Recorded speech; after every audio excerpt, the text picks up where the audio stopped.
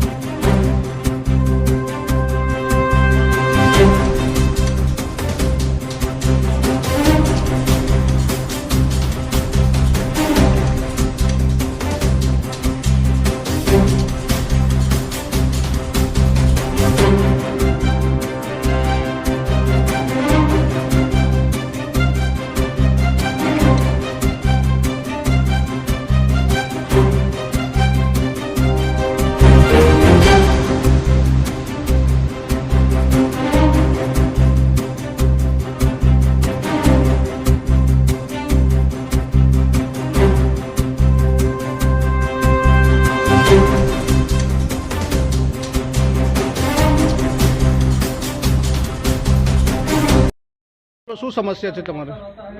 આજરોજ અમારી જે સમસ્યાના આધારે અમે જે કંઈ કર્યું છે એ ઘણા સમયથી 1993થી આ કંપની બંધ કરી દેવામાં આવી હતી અને દરેક વર્કરને એવું કીધું હતું કે અમે તમને આ કંપની ચાલુ થશે એટલે પગાર આપીશું.